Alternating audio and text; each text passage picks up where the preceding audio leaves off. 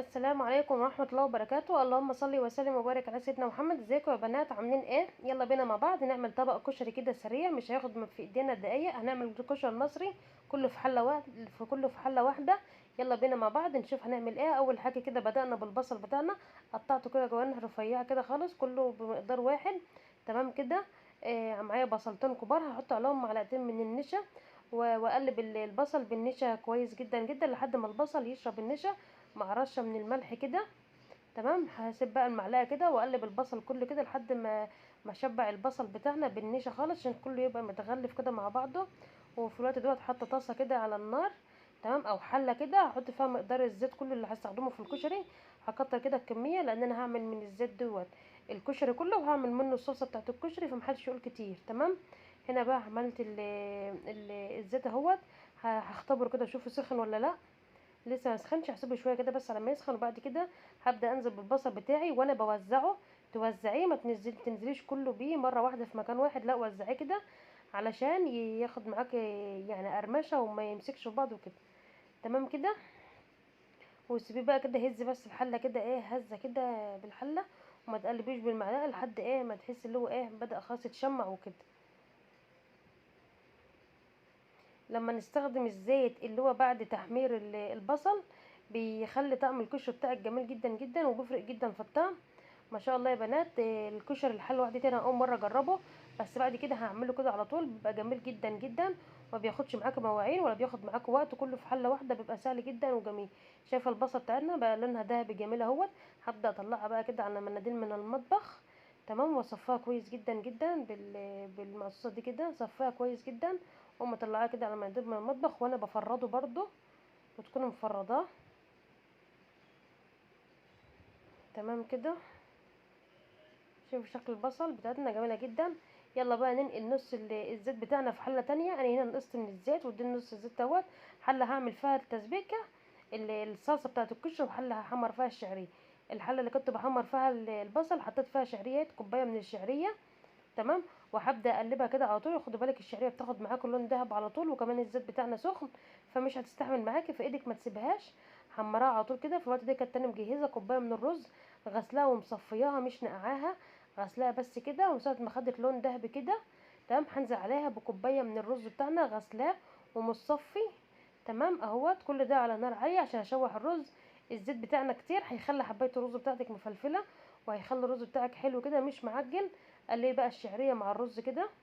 شايف ما شاء الله الشعريه بتاعتنا واخده لون ذهبي جميل جدا جدا، والنار عاليه كده. فالشعريه وهي والرز هيشربوا من الزيت ومش هتعجن خالص، وما تقلقيش من الطريقه ديت، ان شاء الله تعجبك جدا جدا. قلبي بقى حتى الجوانب بتاعه الحله، قلبها كده وخلطته كله في بعضه كده. معايا بقى كوبايه عدس من الجبه كده، كنت نقعاها لمده ساعه في ميه سخنه مغليه. وده شكل الحبايه، هي بدات تطرى بس لسه ما كملتش سواها. كوبايه واحده نزلت عليها على الرز كده، وهقلب كله في بعضه بقى كده. وهكون مجهزه معايا كوبايه من المكرونه برضو. انا حطيت 3 انواع من المكرونه، ومن كل نوع حبايه، اللي هي المكرونه اللي هي المعوجه ديت، والمكرونه اللي هي المدوره ديت. وهحط كمان اخر حاجه المكرونه الاسباجيتي بس في الاخر خالص، بعد ما اقلب الرز كويس جدا جدا هحط بقى معلقه من البابريكا، ومعلقه معلقه من البابريكا، ومعلقه من الكمون، ومعلقه من الفلفل الاسمر صغيره كده مش ملانه، ومع رشه الملح بتاعنا، مع رشه كزبره، معلقه من الكزبره. وهقلب بقى كله في بعضه كده. تمام كده. قلبي بقى كله في بعض. كل دي يا بنات يعني النار عاليه مش هاديه خالص، عشان لو في اي ميه في الحله بتاعتي تنشف قبل ما ازود الميه بتاعتنا. معايا هنا بقى براد من الميه السخنه، بقى هزود بقى ميه السخنه مقدار الرز بتاعي. تمام. خدي بالك العدس بجبه، يعني انا نقعاه بقالي ساعه، شارب من العدس بجبه شارب ميه. تمام. فاحنا مش هنزود المقدار.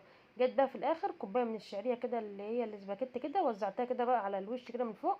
ما بتقلبهاش خالص لحد ما الرز بتاعك يعني يشرب الميه بتاعته، فبنقوم مقلبين. معايا هنا بقى معلقه من التوم على شويه الزيت اللي فاضلين. تمام كده. هديهم لون ذهبي كده مع معلقه من الكزبره كده. تمام. واقوم نازله عليهم بالخل، اقلبها كويس جدا جدا كده. ودي شكل الرز بتاعنا وقت بعد ما ختم قلبته بس تقليبه كده. تمام. وسبته بقى يتلدن مع نفسه بقى كده لحد ما اعمل الصلصه. كل الموضوع يا بنات ما خدش في ايدي يعني 10 دقايق بالكتير، كان كله خلصان وكله في حله واحده من غير مواعين بقى. انا هنا زودت معلقه من الكزبره الناشفه على الثوم، وزودت قيمه معلقتين من الخل، دي ريحتها بقى كده، ريحه الخل جميله جدا. كنت مجهزه معايا شفشق من الصلصه، ضرباه كويس جدا جدا في الخلاط اهوت، وناعمه اهو حلوه. هقوم حاطه عليها كمان البهارات بتاعتي بالمره عشان تتسبك كلها مع بعضها. تمام. الطماطم بتاعتي حلوه فمش مستاهله احط عليها صلصه ولا حاجه، حطيت عليها معلقه بابريكا وكمون وكزبره وفلفل اسمر، ما بزودش اكتر من كده. تمام. لو عندك مرقه دجاج زودي برده مكعب عادي، بتبقى برده طعمها جميل. وزود الملح بتاعنا وسيبها بقى تتسبك لحد ما ما الرز بتاعنا الكش بتاعنا يستوي كمان، تكون الصلصه اتسبكت. تعالى نعمل الدقه بتاعتنا. معايا هنا كوبايه من الميه، حطيتها كده في طاسه على البوتاجاز، واحط عليها معلقه من الثوم، احط عليها معلقه من الثوم كده. ومعايا هنا قرن فلفل انا ضرباه في الكبه. ثانيه واحده بس اشوف الشاحن التليفون هيفصل. تمام كده.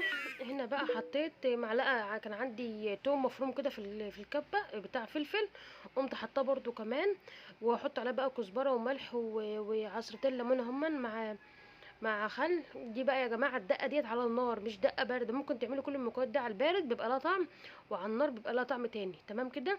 وبسيب بقى الميه كده لحد ما تغلي كده معايا، يبقى كده عملنا الدقه بتاعتنا. هنزود عليها كمان مقدار الميه، هنحط نفسه مقدار الخل. يعني انا حطيت مثلا نص كوبايه ميه، هتحط نص كوبايه خل. حطيت مثلا كوبايه ميه، حط كوبايه خل. تمام. انا حاطه نص كوبايه ميه، حطيت على نص كوبايه خل، وكان طعمها مظبوط جدا جدا، واحلى دقه للكشري. للكشري المصري جميله جدا يا بنات. سيبها بقى تسخن بقى وحطها كده في الطبق التقديم بتاعك. وده شكل الرز بتاعنا اهوت مفلفل وجميل جدا جدا يا بنات. الحبايه مستويه بتاعه الرز، حبايه المكرونه مستويه، العدس مستوي، كل حاجه مستويه وكله في طبق واحد، والمكرونه بتاعتنا ما عجنتش ولا مسكت في بعضها ولا اي حاجه. دي شكل المكرونه بتاعتنا اهيت اهوت. هتوزعها اهوت كده، والصلصه بتاعتنا كانت اتسبكت وكله كان اتسبك كده، ويعني كله كان تمام. شايف المكرونه انا بوريك كله مع بعض وبتك على هيت، كله مستوي كله كان جميل، وما شاء الله ما خدش معانا وقت خالص. جربيه وان شاء الله هيعجبك. اقدم كمان الصلصه بتاعتنا. يعني هنا بقى كنت بوريك الرز مستوي والعدس مستوي والمكرونه مستويه وكل حاجه مستويه، وكل حبايه ماسكه نفسها مش ماسك في بعض ولا معجن ولا حاجه. شكل الكشري بتاعنا جميل جدا يا بنات. اتمنى تجربوه ان شاء الله الطريقه تعجبكم باذن الله. ما خدش مننا وقت، عملناه على طول. على طول مسافه ما عملنا الصلصه كان الرز استوى، الكشري استوى، وعملنا الدقه وكان مظبوط، والبصل بتاعنا مقرمش وجميل. لايك وشير بقى الفيديو لو عجبكم، واتمنى تكتبوا لي تعليقات في الكومنتات كده، وتعرفوني رايكم. مع السلامه.